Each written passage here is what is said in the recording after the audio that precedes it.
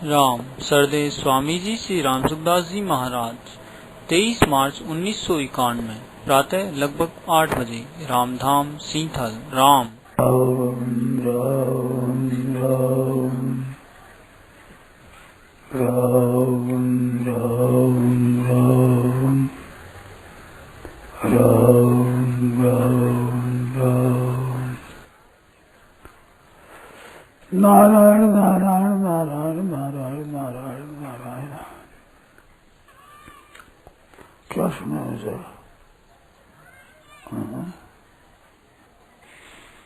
श्रीमन्नारायण नारायण नारायण श्रीमन्नारायण नारायण नारायण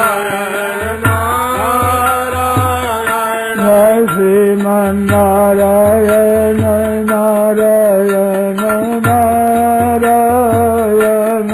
श्रीमन्नारायण नारायण नारायण नारायण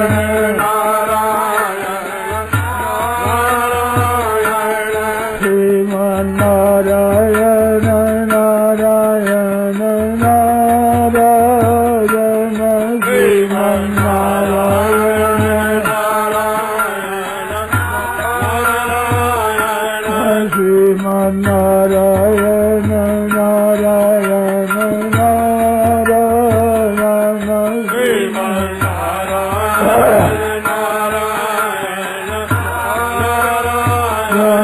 श्रीमन्नारायण नारायण नारायण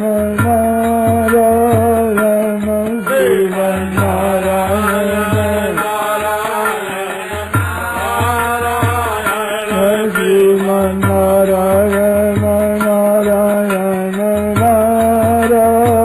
श्रीमन्नारायण नारायण नारायण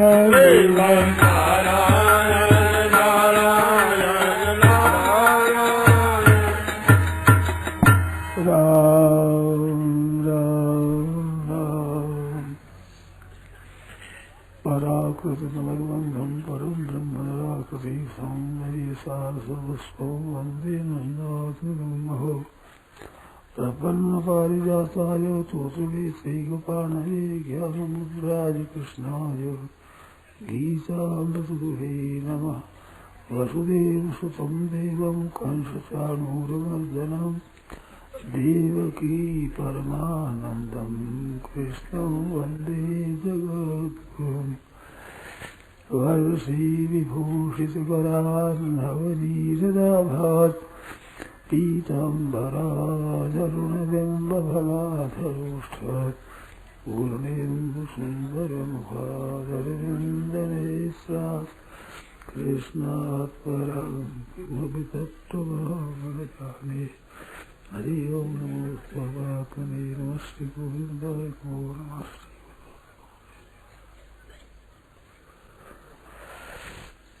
नारायण नारायण नारायण नारायण नारायण नारायण राम राम राम राम राम राम।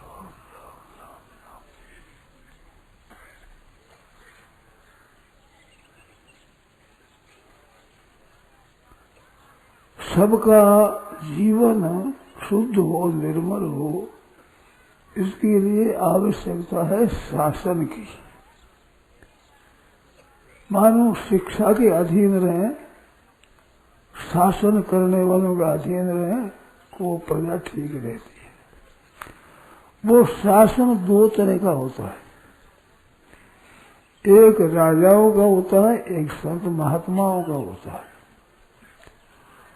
तो राजाओं का होता है वो राजसी होता है, संत महात्माओं का बड़ा सात्विक होता है। और राजा लोग अपने हुक्म से चलाना चाहते हैं और संत महात्मा का हुक्म लेकर लोग चलते हैं। ये उनमें अंतर होता है। वे हुक्म लेकर हम चलाना ऐसा नहीं है, उनको मानते हैं। दोनों बातें कुछ कुछ देखी हुई है।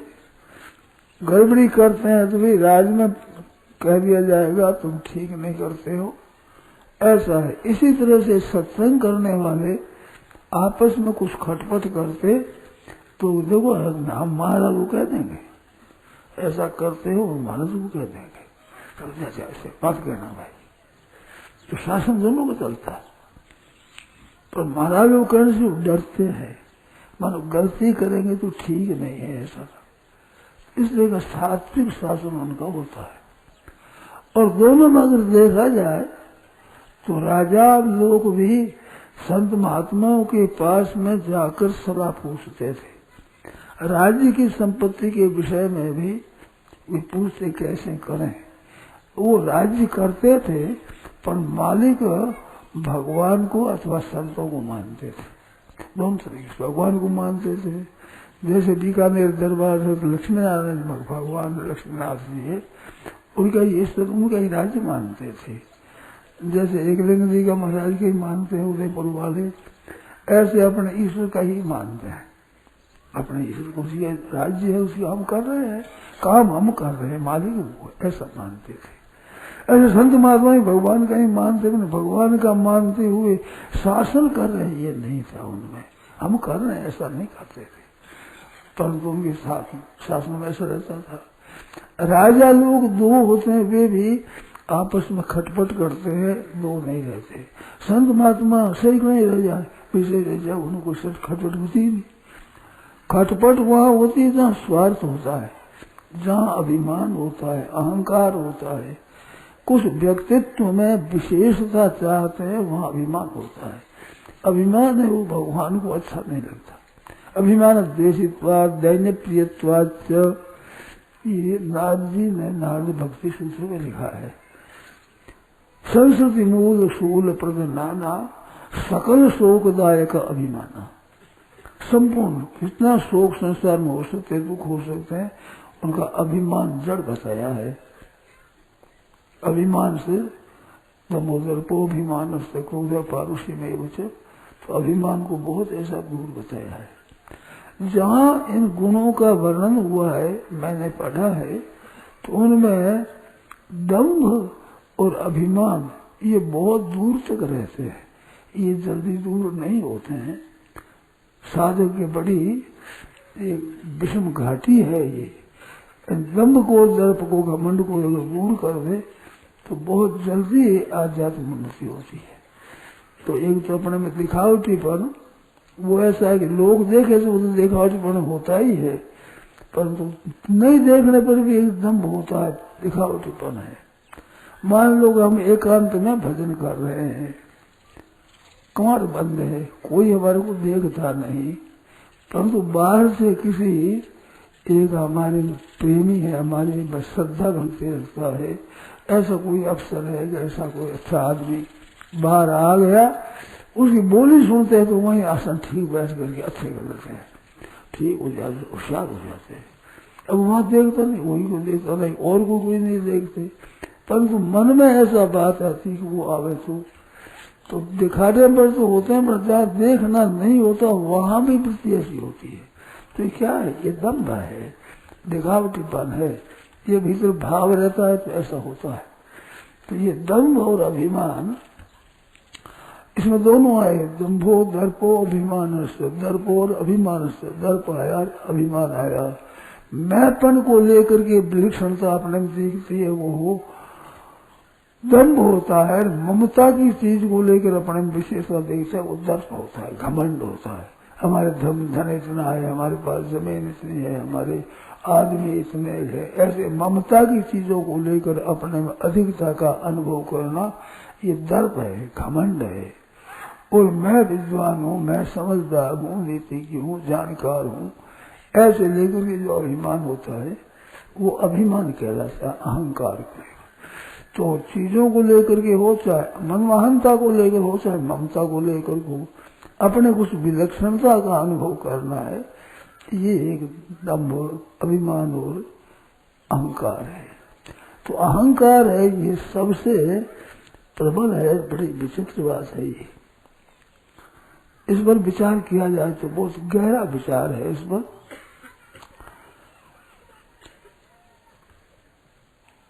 अपने लेख लिखे अभी उनमें थोड़ा लिखा है, भूमि रापो नलो वायु खंग मनो बुद्धि रेवच अहंकार इति इयम में भिन्ना परिवृष्टता अपरा इयम, ये एकदम से 2 बार आया यहाँ। वहां से इदं शरीरं कौन थे? क्षेत्रम, ये इदंता से कहा। तो इदंता क्षेत्र में ज्ञानेन्द्रियां, कर्मेंद्रियां, शरीर, प्राण, मन, बुद्धि, अहंकार सब आ जाते हैं क्षेत्र में। वर्णन किया महाभूतान्य अहंकारो, जहाँ क्षेत्र का वर्णन है 5वें श्लोक में, इदं शरीर के बाद ये पहला श्लोक है।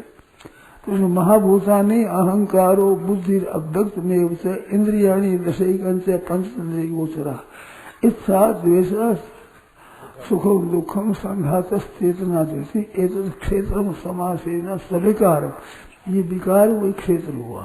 तो ये क्षेत्र इदंता से कहलाता है। तो ये मन बुद्धि अहंकार सब इदंता से है। ये थोड़ी सी बारीक बात है, हम सबको इदंता से ये देखते हैं, पर अहंता को इदंता से नहीं देखते, अहंकार को अपने रूप से देखते हैं, मैं हूँ। अहंकार विमूढ़ आत्मा करता, अहंकार से मोहित अंतः करने वाला, इससे मूढ़ता आ जाती है, अपने को एक देश में परिच्छिन्न मान लेता है, उससे एक अपने में अभिमान आता है, उससे कर्तृत्व अभिमान होता है। और कर्तृत्व और भोक्तृत्व ही संसार है। संसार क्या कर्तृत्व है, भोक्तृत्व है। यह से नाहंकृतो भाव बुद्धि जैसे लिप्यते, जिसके अहंकृत भाव नहीं है और बुद्धि का लेप नहीं है, तो स्वाभिषे मान लोका न हंसी न निबद्धते।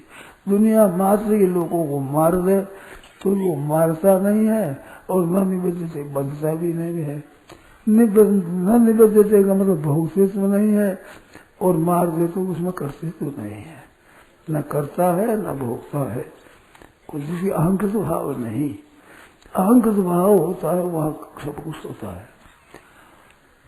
तो अनादित्वाद निर्गुणत्वाद परमात्मा अयम अव्यय शरीर स्थो भी मानते हैं, न करोति न लिप्यते, न करोति कर्तृत्व नहीं है, लिप्य नहीं है।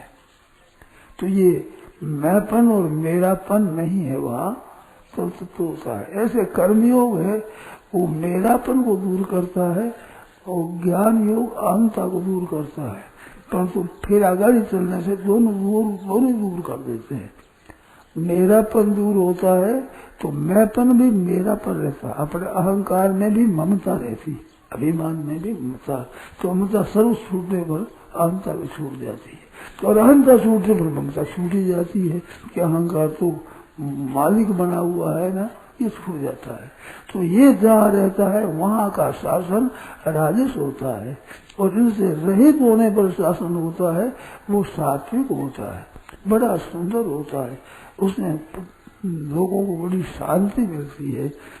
उनका भी एक भय होता है, संत महात्माओं से भी भय लगता है। वो किस विषय में लगता है? कहीं वे शास्त्र निषिद्ध काम करते हैं, आपस में खटपट कर लेते हैं, तो वह डर लगता है कि महाराज क्या कहेंगे, संत क्या कहेंगे, दूसरे लोग क्या कहेंगे। ऐसा एक भीतर में भय होता है। वो भय उद्धार करने वाला होता है। यद्यपि देवी संपत्ति में सबसे पहले अभयम सत्व सुशित अभय आया है, परंतु ये भय भी अभय करने वाला भय होता है। गुरु डर, हर डर, जगत डर, डर करने में सार, डरिया तो ऊब यार फल खाई मार। हर डर, गुरु डर, जगत डर, भगवान का डर हो, गुरु का डर हो और जगत का डर हो। तो कोई ऐसा काम खराब न करे जिसमें लोगों में बेइज्जती हो जाए, गुरु से कहीं विमुख हो जाए, भगवान की विस्मृति हो जाए। जब डरिया सो उबरिया, जो डरते वो तो बस गए, डर फल खाई मार, जो फल मार खाता है। तो ये डर उचित है। अभयमुक्त कहने का मतलब भय दो तरह का होता है, एक बाहर से आता है, एक भीतर से पैदा होता है। हम आचरण और नियत खराब करते हैं तो भीतर से भय पैदा होता है, और चोर डाकू सांप आदि का भय बाहर से आता है। ये भय दोनों मिट जाते हैं, वो अभय होता है। भगवान श्री राम जी ने भी कहा, अभय यो जो तुम्हें डराई। दोनों अर्थ होते हैं इसके। अभय हो जो तुम्हें डर, तुम्हारे को भी जो डरा जाता है वो अभय होता है। अभय वो जो आपसे डरता है। लक्ष्मण जी ने बड़ी विशेष बात कही है कि महाराज मारे तो पाप है तुम्हारे, आप मारो तो हम तो आपके पैरों ही पड़ेंगे, क्योंकि आपसे हम जीत जाए तो पाप लगे, पाप रो मूल है वो। अपन क्या करे जो कहीं करो ना नहीं होगा, मारवाड़ी शब्द एक है जी, पाप रो धूप है वो, इन आग वालों सुख है जो बसे पाप अब कीर्ति हारे, इस बात में मार दो पाप है तुम्हारे, मारना तो पाप लग जाए, हार जाओ तो अफसोस हो जाए, और पाप रो धूप अलग रहना सुख है। आपसे तो ठीक है, बात तो पाप है तुम्हारे। रामचंद्र जी महाराज ने कहा अभय हो जो तुम्हें डराई, तो फिर डर गए, फिर दर्शन दे दिया चले गए तप करने के लिए। फिर दोनों ने कहा क्षमा सुबह मंदिर डूब रहता, लक्ष्मण जी राम तो भ्राता बट पापी है, ज्यादा पापी है, छोटा छोरा है, मार दो गया। आज मेरा कुंठित मेरे पर घाती परस वर्षा है, वो भी कुंठित हो रहा है, क्या बात है, ऐसे तेरी कही। तो अभय हो जो तुम्हें डराई, भगवान से डरते हैं वो अभय हो जाते हैं। तो संत महात्माओं से डरते हैं लोग तो भी अभय हो जाते हैं। डरते हैं तो क्या होता है, ठीक नीति पर चलेंगे, धर्म का आचरण करेंगे, ठीक तरह रहेंगे, कोई गलती नहीं करेंगे। तो ये अभय ये किस बात का है, ये अभय अपने आचरणों को लेकर के है, अपने सुधार के लिए भय है, ये भय सार है। अपने को भय कि मेरे को मार डालेंगे दुनिया की, इसमें कोई बात नहीं है। भगवान राम जी ने कह दिया है कि महाराज क्षत्रिय जाति जन समर सकाना, कुल कलंक थे पावना, लड़ाई सुखे न काल के होने। लड़ाई से हमें लड़ने से नहीं डरते हैं। अर्जुन ने यही कहा कि महाराज मेरे को भय लगता है तो पाप का ही लगता है, मरने से भय नहीं लगता है मेरा। मैं जो अभी विचार कर रहा हूँ तो न करूँ, तो गुरुजनों को मारने से डरता हूँ, मरने से नहीं डरता हूँ। मेरे को मरने का भय नहीं है, कोई बात नहीं, मरने क्या बात है। तो सूरवीर के सिर नहीं होता, अर्दानी के धन नहीं होता, ये होते ही नहीं, उन्हें वो सब छोड़ देता है, परवाह नहीं करता। तो संत महात्माओं का जो भय है, उनका शासन है बड़ा ही सात्विक होता है। वो शासन स्वीकार करने वालों के अधीन होता है। राजा का शासन अपने अधीन होता है, वो अपना अधीन करके आधिपत्य से शासन करता है। और संत महात्मा अपना अधीन नहीं करते, दूसरे उनके अधीन हो जाते हैं, शासित हो जाते हैं, शासन में रहते हैं अपने कल्याण के लिए, उद्धार के लिए। तो उनसे उनका सुधार होता है, भय लगता है, उस भय से सुधार होता है, अच्छा आसन करते हैं। तो संत महात्माओं का भी एक शासन है, इसका भी शासन है बड़ा। राजाओं के ऊपर शासन संतों का होता है, महात्माओं का होता है। वे सलाह पूछते हैं, संत महात्माओं से पूछते हैं और कहते तो इस तरह पूछते हैं। नारद जी आए हैं युधिष्ठिर महाराज के पास, महाभारत में तुम्हारे पूछा है क्योंकि तुम्हारे ये ठीक है, ये ठीक है, ये ठीक है, ये समाचार पूछने का ढंग भी इस तरह का है। तुम्हारा राजगार ठीक है, प्रजा ठीक है, सैनिक ठीक है, गुप्तचरों का समुदाय तो ठीक है ना, आपको रिपोर्ट ठीक मिलती है ना, सभी ऐसी विचित्र बातें पूछी नारद जी ने। वो पूछने में शिक्षा दी है, मानो ऐसा तुम्हारा होशियार रहना चाहिए इस विषय में, ऐसी शिक्षा दी है। तो संतों को शिक्षा देने का ये प्रकार होता है, विलक्षण है। नारद जी के गुणों का वर्णन आया है, वह पढ़ा जो मेरे को आश्चर्य आया। गाड़े बजाने में होशियार है, और की बात उसे युद्ध करने में भी नारद जी बहुत होशियार है। ये गुण आश्चर्य आया महाभारत में, ऐसे गुणों का वर्णन आया है। तो युद्ध करने में बड़े तेज है नारद जी महाराज। तो अच्छे पुरुषों में गुण होते हैं, इस बात भरतरी ने कहा विपदि धैर्य माथाभ्युदय क्षमा सदशिवा कटुता युद्ध विक्रमा यशस्या विरुचिर्जसनं सुतो प्रकृति सिद्धमिदंगी महात्मना। महापुरुषों की प्रकृति सिद्ध बातें होती है, स्वभाव करना नहीं पड़ता। बोलो विपत्ति धैर्य, विपत्ति में धैर्य हो जाए, विपत्ति धैर्य मथा अभ्युदय क्षमा।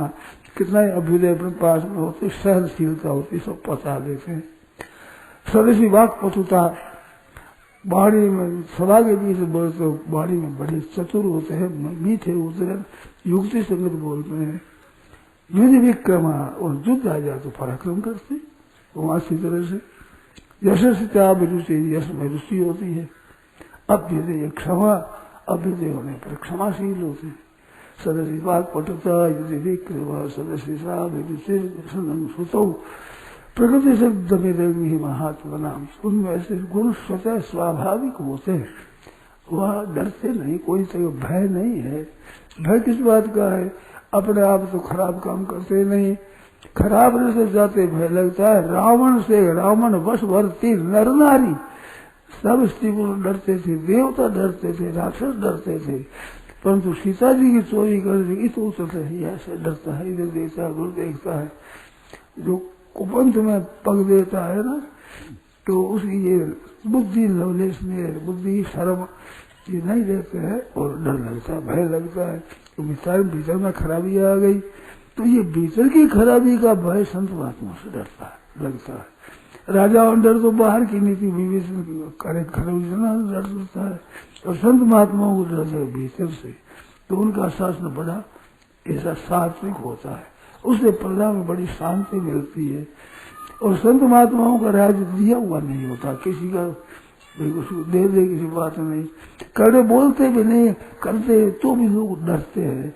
उनके सामने कह दें कि महाराज हम ऐसे झूठ बोलते रहते, पर आप ना करें, झूठ नहीं बोलेंगे, आपका घर थोड़ी कहेंगे, आप ही कह देते हैं। ऐसा दो आदमी और खटपट होती है, मिटती नहीं। संत महात्मा पास जाकर महाराज हमारी खटपट क्यों रखने है, आप ही छोड़ देते हैं, आपस में सुलह हो जाती है, संधि हो जाती है। तो ये शासन वो विलक्षण रहे, तो अपने को ऐसा अच्छा बनाना चाहिए कि जिससे हम अभय हो जाए, निर्भय हो जाए। मन बाहर का आचरण भी कोई खराब न करे और भीतर के भाव भी गंदे न करे। संतों के शासन से यही होता है, भीतर के भावों को गंदा न होने दे और डर के कारण से, और आचरणों में कड़बड़ी न आवे। राज का भय होता है तो भी अभय होते, निर्भय होते, कभय उन्हें होता ही नहीं भय किसी बात का भी। इसलिए जो ये शासन है, इस शासन से प्रजा ठीक रहती है। शिष्य इससे बनता है, शिष्य शब्द है शासन योग्य शिष्य। जैसे गुरु होते हैं वो शासन करते हैं, ऐसे पति शासन करता है तो वो शिष्य कहलाता है, पति को गुरु से ना। परंतु स्त्री को भी अधिकार है कहने का, वो शास्य होते। जैसे धृतराष्ट्र ने गांधारी, धृतराष्ट्र को गांधारी समझाती है कि कर क्या रहे हो आप, ये पांडवों द्रौपदी को जल्दी राजी करो, एक वचन कह देगी तो भस्म कर देगी, कुल का सब का नाश कर देगी। ये द्रौपदी लाई नहीं है, अपने तेज वो कहीं काम में लाई नहीं है, वो दुख पा लिया, कष्ट उठा लिया, किसी की लात भी सह ली, तो हर करके ले गया, उठा कर ही ले गया। इन्होंने कुछ नहीं किया द्रौपदी ने, सीता माता ने कुछ नहीं किया, कोई साफ दे दे, कुछ कर दे, कुछ नहीं किया। शास्त्र बड़ा विचित्र होता है, तो ऐसा करते नहीं, परंतु मैं शक्ति और क्या क्या शासन में विलक्षण होता है। इस वास्ते गांधारी कितनी ऊंचे दर्जे की पतिव्रता, जब सुना कि तुम्हारे विवाह होगा ऐसा पति जिसके आंखें नहीं है, तो जो सुख पति को नहीं वो लेना ही नहीं है, आंखें रहती हुई पट्टी बांध दी। हमारे भारत की इन महिलाओं में बहुत विलक्षणता, बड़ी अलौकिकता, बड़ी विचित्रता है। इतनी विचित्रता पुरुषों में नहीं, पुरुषों से विलक्षण है। पर आजकल तो हत्या हो रही है, बहुत जोर से निर्लज्जता, क्या क्या कह रहा उनमें, सलज्जा घड़ी का नष्टा, निर्लज्जा से कुलंगना, ये कुलंगना हूँ आधे छोरियों को इस तरह से शिक्षित कर रहे, वो शिक्षित कहलाती है। जो छोरियाँ होती वो तो आचरणों में ऐसी हो जाती है, निस्संग हो जाती है, माँ बाप का नहीं मानती, अगर सास को जाकर नहीं मानती, उनसे भी लड़ाई करती है। कैसी कुछ भी हो, परंतु तुम्हारी तो सास है। कई घरों में बस विचित्र विचित्र बातें आपने सुनी है। एक कोई राजा है, उसकी रानी है, तो वो साधारण घर की है, और रानी के बेटा ब्याहेगा बड़ी बड़ी घराने की लड़की लाए वो। अब वो लड़की नहीं करती, सास के मैं नमस्कार क्या करूं, ये तो हमारे छोटे घर की है, मैं तो बड़े घरों की हूँ, अरे कितनी बड़ा करेगी है तो बहू ही सास है तुम्हारे, सुहाग की माँ है जो सौभाग्यवती कहलाती है। वो सौभाग्यवती जिससे होती है वो सौभाग्य है। ये इस वृक्ष का फल है। इस वास्ते इनकी आज्ञा मानो, इनकी राजी लो। और माँ के राजी से फायदा बहुत होता है। मेरे तो मन में आती ऐसी कि माताओं का आदर माँ के रूप होने से ही होता है। हमें दुख इस बात का होता है कि आज माँ बनने से ये संकोच करते, ऑपरेशन करा लो, ये कर लो, थोड़ा नहीं जल में, तो क्या केवल भोग साधन के सिवाय कुछ इज्जत नहीं है। नारी जाति का इससे बढ़कर क्या फजीती होगी बताओ, क्या आदर है बताओ। माँ का आदर सबसे अधिक है। युधिष्ठिर महाराज के सामने कितनी विचित्र बात आई। द्रौपदी पर विजय करके पहुंचे माँ से कहा, माँ हम एक वस्तु लाए कि बेटा 500 ले। 500 क्या ले, वो तो एक राजकन्या है, उस पर विजय करके अब आए तो बेटा मेरी बात सच्ची कैसे होगा, हम सच्ची करेंगे, तुम्हारी बात झूठी नहीं होने जाएंगे।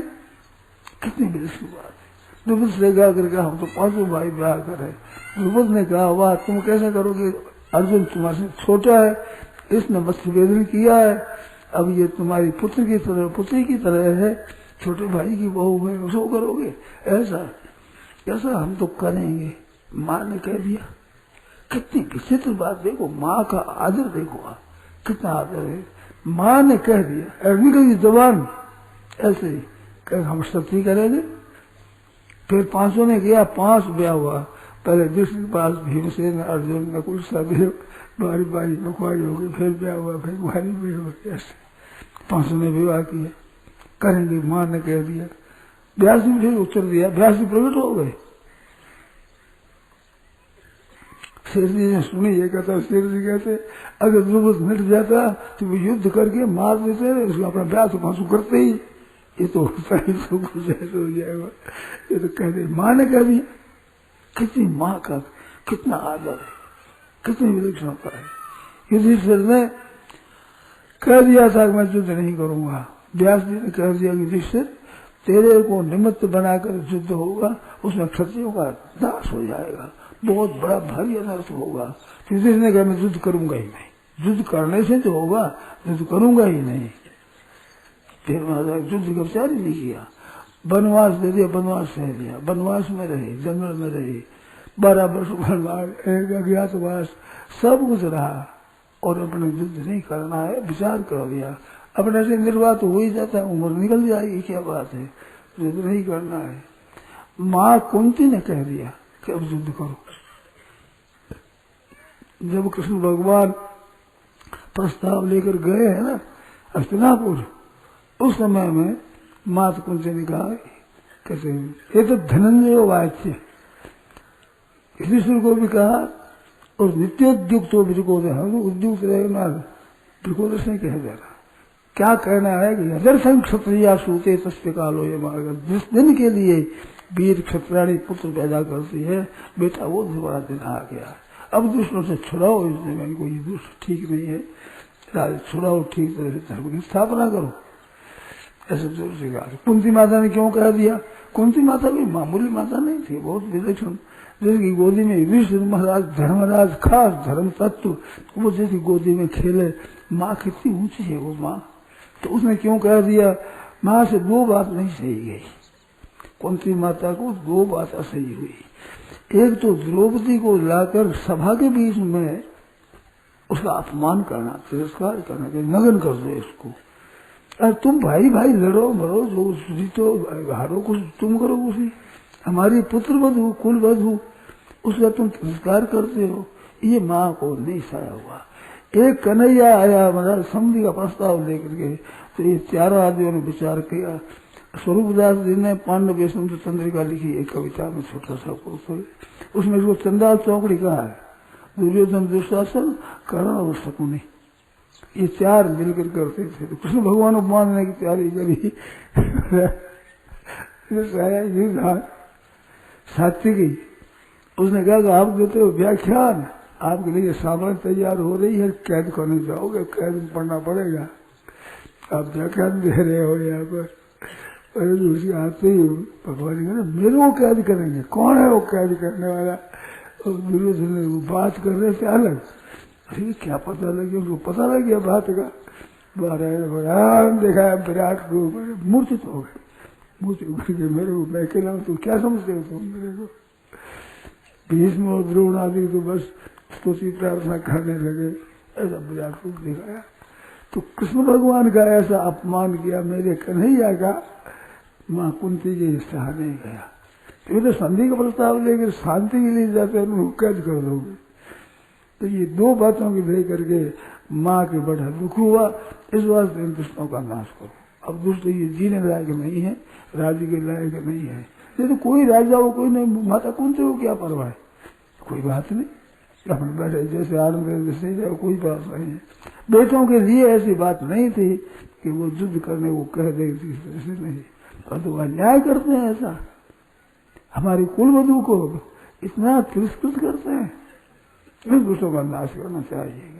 जैसे कुंती माता ने कहा तो ये शासन है विलक्षण, राजाओं का शासन और ये धर्म का शासन, नीति का शासन, असली तरह से पारमार्थिक शासन है। ये जो कामदारी ने आंखें में पट्टी बांधी तो शासन से बांधी, कोई किसी दबाव से बांधी क्या?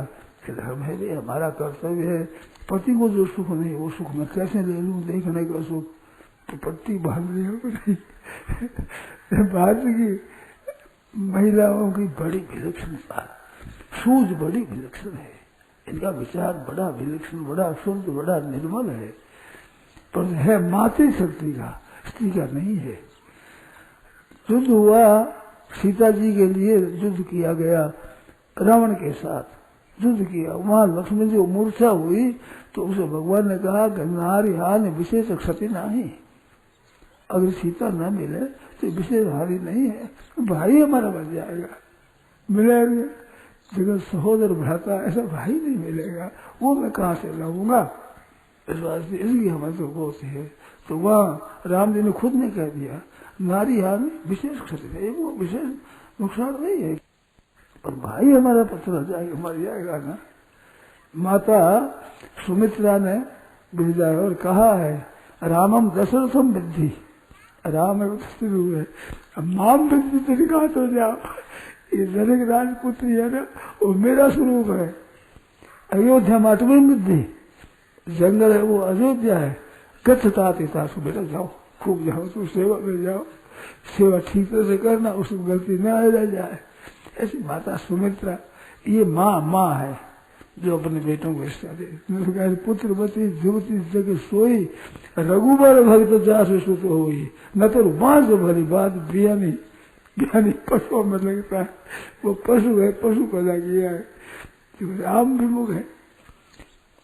ऐसा पुत्र, तो पुत्र ना इससे पुत्रवती होती थी कि जैसे भगवान का भक्त हो जाए, प्रेमी हो जाए, ऐसे पुत्र हो, उससे माता अपने पुत्रवती मानती है कि मैं बेटे की माँ हूँ। माने संसार में बेटे की माँ का आदर होता है, बेटा तो लग जाता है ना, तो उस स्त्री का माँ आदर बढ़ जाता है। पर तो माता सुमित्रा कहती बेटे की माँ तो वही है, पुत्र उसी से सोई, न तो रूपा से बलि बाल बियानी, राम विमुख सुख से तो जाने। तो राम विमुख होना नहीं चाहिए। तो जितने संत महात्मा अच्छे अच्छे हुए हैं, उनकी बातें सुनी है, तो प्राय था है कहीं कहीं और भक्त हो जाए, परंतु माताएं अच्छी हुई है, जिनमें वो संत अच्छे हुए हैं। तो ये संत महात्माओं का शासन रोग परलोक सब तरह सिद्ध करने वाला है, निर्मल बनाने वाला है। तो इनकी आज्ञा को मानना है, वो ठीक है। तो आज श्री रामदास जी महाराज का एक दिन हुआ, कल उस दिन हुआ था, आज उत्सव उसी को लेकर के हो रहा है, वही आज बरस ही है। तो वही संत महात्माओं की आज्ञा मानना, उनकी बाणी है, उनका कथन है, उनके अनुसार से अपने को चलाना है। कितनी विलक्षण बात है, कितनी अलौकिक बात है, ये भगवान की कृपा से मिलता है। वो शासन तो जबरदस्ती कर लेंगे लोग, राज का शासन तो डंडे की जोर होता है, यहाँ धर्म की जोर होता है। वो तो राजा खुद दंड दे करके उनको ठीक रखता है। दंडा सुप्तेषु जागरती, डंडा है ना, सोते हुए जागता रहता है डंडा, ये राज से डर रहता है, हरी बात इधर काम नहीं करता, तो भय से होता है। और यह भय होता है साथ में कि महाराज को मालूम नहीं हो जाएगा, अरे ऐसा करते ना, महाराज नहीं करेगा, लड़ाई करते हो आपस में, खटपट करते हो, तो वो महाराज बड़ी सात्विकता से हो जाता है। सब आपस में प्रेम था, मेरे कुछ देखा हुआ भी है, सत्संग के नाते प्रेम था। तो सत्संग के नाते निमंत्रण और होता है, ब्याह शादी में कन्या का पुत्र का ब्याह करना है तो विराट जी को लेकर निमंत्रण होता है, एक सत्संगियों को लेकर निमंत्रण होता है। हमारे सत्संगी है, उन सत्संगियों को निमंत्रण है, वहाँ को बुलाना है। कोई हमारे वो एक भाई को एक अलग है, वो सत्संगी है नाम, सत्संग है, ऐसा बच्चा नहीं होता है, उसका प्रेम होता है। तो ये शासन होता है संत महात्माओं का, ऋषि महर्षियों का। जंगल में रहते हैं, अपने गाय का दूध पी लिया, बस मौज मेरे, कोई जरूरत नहीं किसी बात की, कंदमूल फल जो मिल जाए उसे निर्वाह करते थे। और राजा लोग जाकर के उनसे आज्ञा मांगते थे, कोई काम करना हो, सलाह करनी हो तो उन महाराजा से लेते हैं, उनका हुक्म चलता है। जंगली बाबा बैठे कुछ नहीं, कोई बात में पहुंच नहीं, पलटनी कुछ नहीं, इनका शासन होता है। तो ऐसे शासन के अनुसार चले तो आदमी का कल्याण होता है। लोग मतलब दोनों सोचते हैं, भाव शुद्ध होने से लौकिक राजा की जरूरत नहीं होती। वहाँ राजा की जरूरत होती है उद्दंड आदमियों के लिए, जो उच्छृंखल होते हैं, उद्दंड होते हैं, ठीक धर्म का आदर नहीं करते, अपने आचरण ठीक नहीं है, ऐसों के लिए राजा का शासन होता है।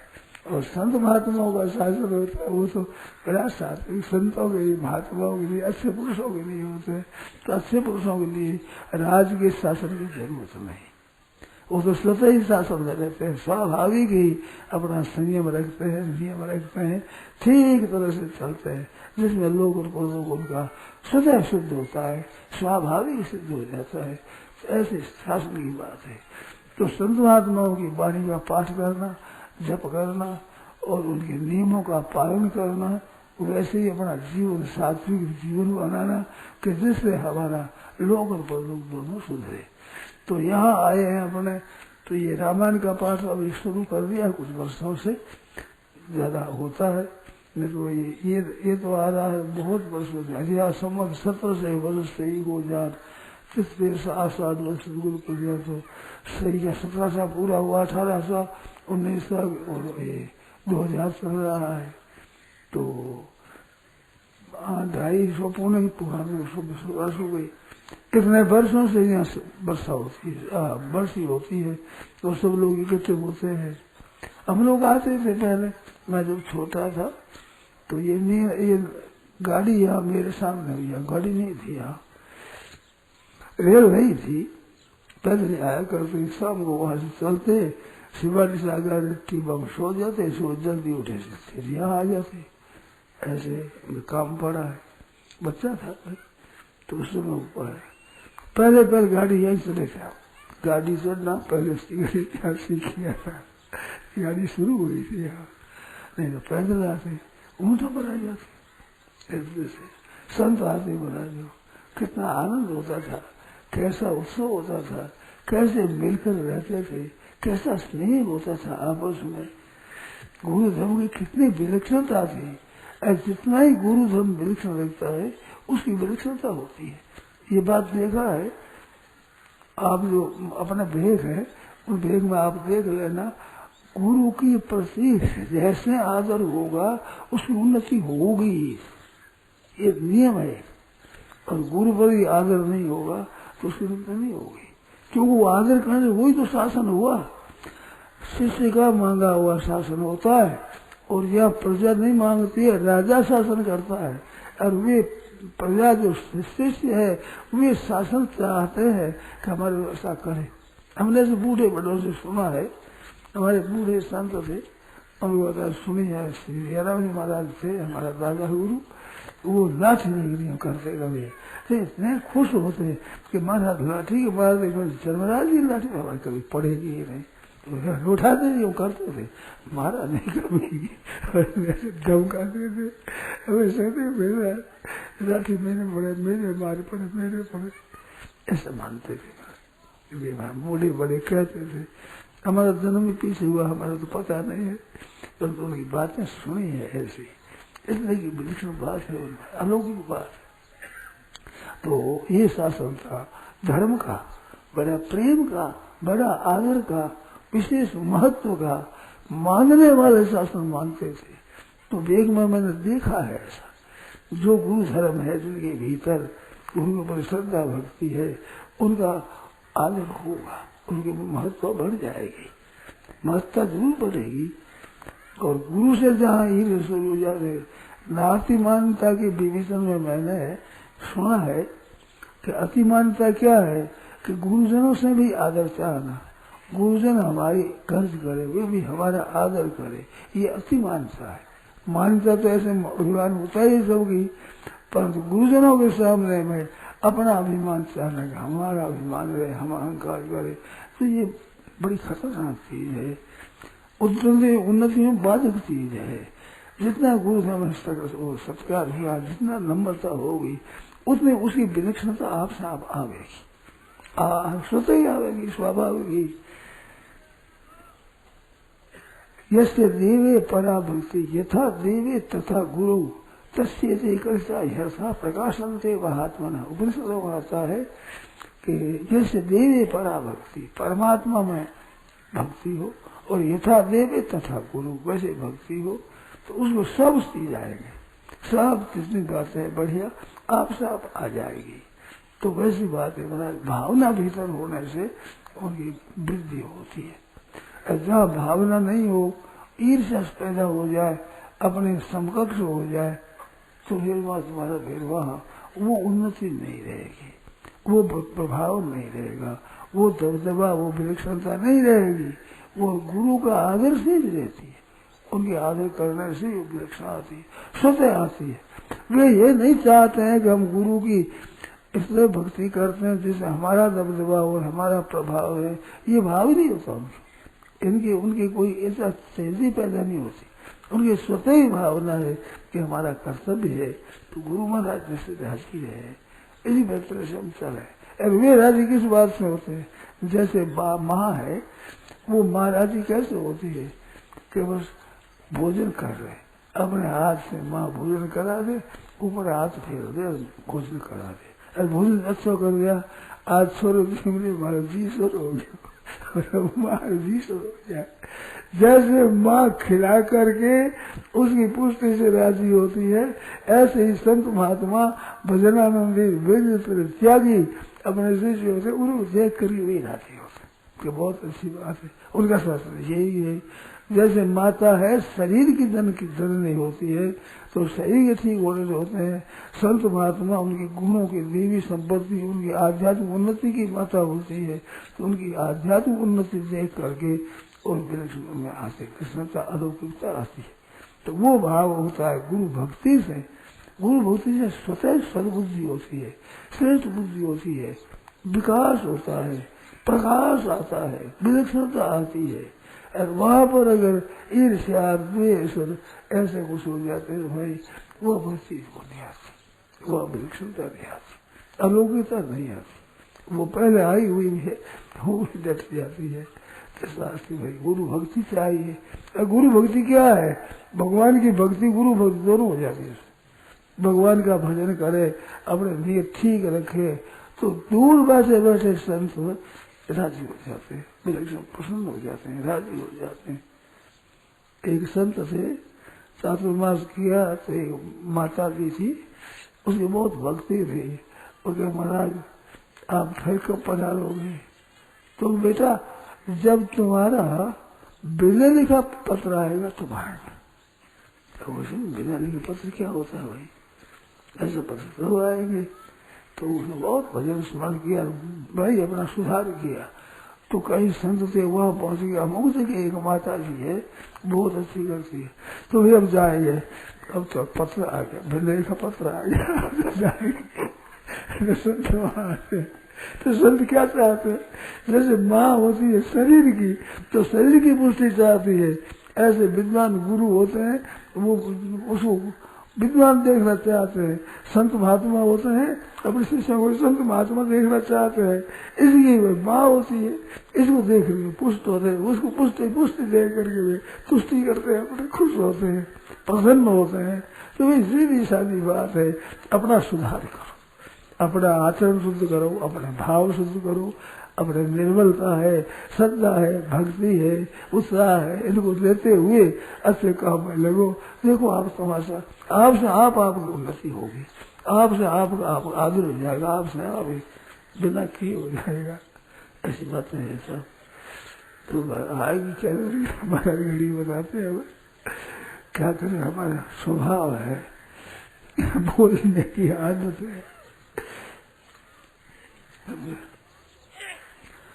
मैं यहाँ चला गया था श्री जयललिता सेठ जी के पास। सेठ ने क्या व्याख्यान में व्याख्यान ढाप कर आया हूँ। ये व्याख्यान देना, सुनाना, गाना बजाना, सुनाना और करना, शिक्षा देना, कुंडान कथा करनी, ये सब किया था पहले, सब किया हुआ है। सप्ताह बांटने, रामायण बांटने, गीता भागवत करनी, कथाएं करी, फिर गया वहां महाराज। तो उन्होंने ऐसा एक महाराज मेरे को बना दिया, अब कहने का ये व्यसन है हमारे। जो कोई सुनने वाला मिल जाए तो सुनाते हैं, और सुनाने वाला कोई ठीक मिल जाए तो सुनता हूँ। दोनों बात है हमारे, सुनने की भी शौक है, सुनाने की भी शौक है। बात पैदा हो जाती है। संत महात्माओं का वरदान है, भगवान की कृपा है। इस बात में तो कहा करता हूँ, अपने मारवाड़ी कहावत कि अंधुर तंदुर बाबा रामदेव बजाओ, रामदेव बजाओ। भगवान की कृपा से बातें आ जाती है। मेरे को खुद को आश्चर्य आवे कभी कभी, ऐसी बातें कहाँ से या कैसे आ गई, वो आ जाती है। इन लोगों, आप लोगों की कृपा से हमारे पास नहीं है। लोगों को वहम पड़ जाता है कि स्वामी जी बहुत जानते हैं, मेरे को आश्चर्य। अब क्या करें, वहम हो जाता है हमको। हम तो जानते हैं साधारण कुछ नहीं, ज्यादा ज्यादा ये बात है महाराज। अब कोई बात पूछना हो तो पूछो। पुराने जमाने में पाठ होता था ना, तो पाठ में परम बंधन बोलते, पाठ के बाद में संत बोलते थे, पद बोलते थे, पद बड़े सुंदर। कोई गाजा बजा बोलते अच्छे अच्छे। अब आजकल तो हम लोग हो गए लालची, हो हमारा गाना बजाना खूब हो, हमने भी सीखा करो। फिर रुचि ज्यादा नहीं, अब सुनने की रुचि है भाई, तो आप सुनाओ, कोई बढ़िया पद सुना दो। दिन भाग हमारा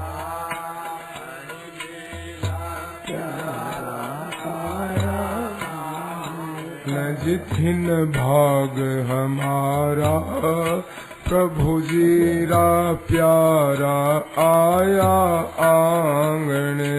दिन भाग हमारा, प्रभु जी का प्यारा आया आंगने। दर्शन सु अखियां ठरे रे, परसत पुल के आंग। दर्शन सु अखियां ठरे रे,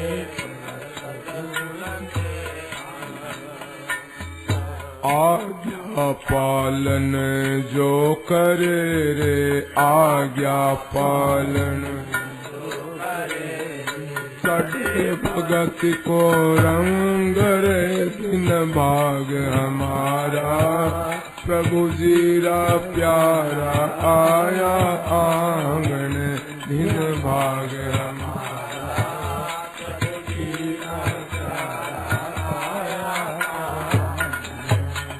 गंगा तट पर जो बसे रे, लागत ठंडी बाढ़।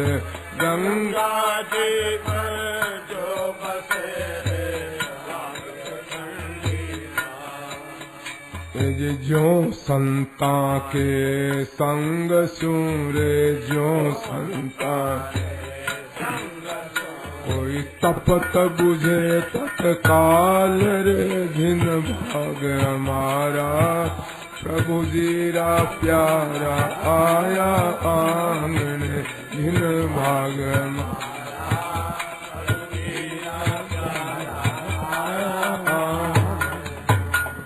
जन्म दुखी कोई जीवड़ो रे, लिख्या विधाता लेख। जन्म दुखी कोई जीवड़ो रे, लिख्या विधाता लेख। हाँ, नजर मिले जब संत सूरे, नजर में मिटे कर मरी रेख जी, दिन भाग हमारा प्रभु जीरा प्यारा, आया आंगन जी दिन भाग हमारा प्रभु जीरा प्यारा, आया आंगन जी दिन भाग हमारा प्रभु जीरा प्यारा। गंगा जमुना सरस्वती रे, तीरथ चारों धाम। गंगा जमुना सरस्वती रे, तीरथ चारों धाम। आन मिले जब साथ मेरे, आन मिले सब साथ मेरे, संत बसे जही गाँव रे, दिन भाग हमारा प्रभु जीरा प्यारा, आया आंगन दिन भाग हमारा प्रभु जीरा प्यारा, आया आंगन। रीझो चाहे खींचो प्रभु जी, दीजो मति विसार। रीझो चाहे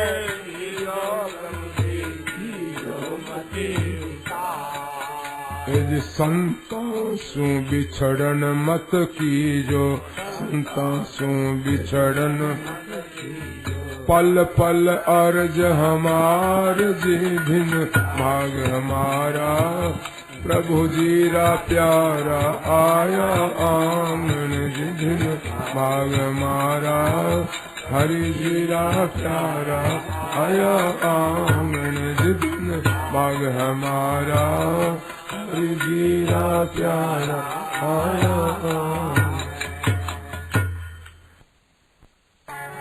चरणन की रज पार, किशोरी राधे चरणन की रज पार।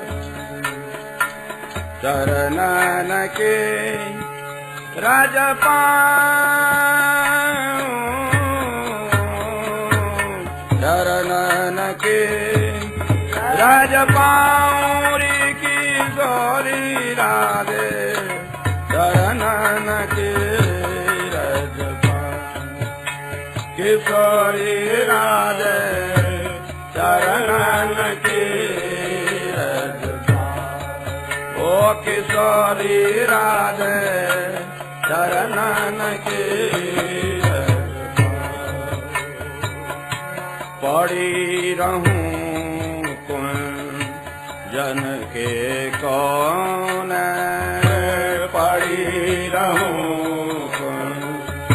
जन के कौन, पड़ी रहूं कुंजन के कौन, पड़ी रहूं कुंजन के कौन।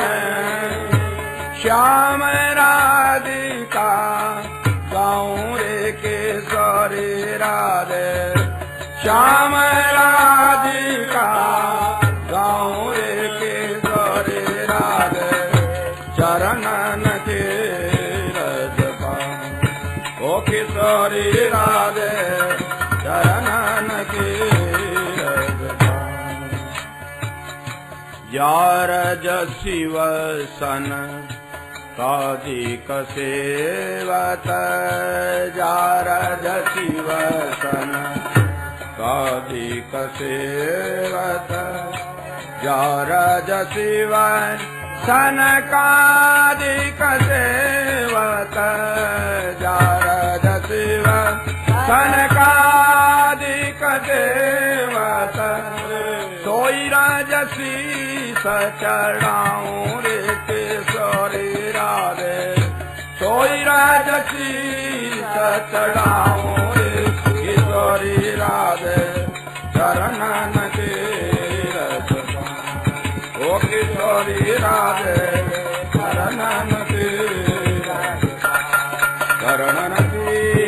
रज पाऊं चरणन के रज पाऊं किशोरी राधे चरणन के रज पाऊं ओ किशोरी राधे चरणन के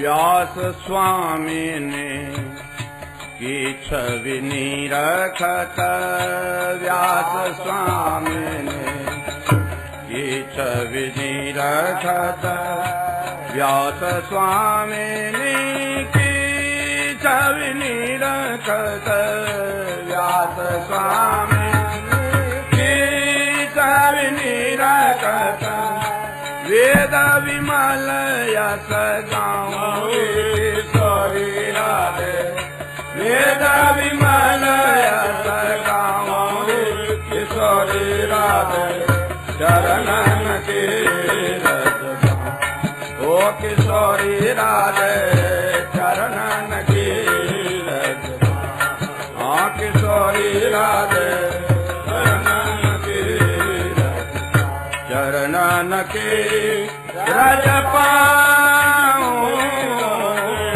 चरणन के रज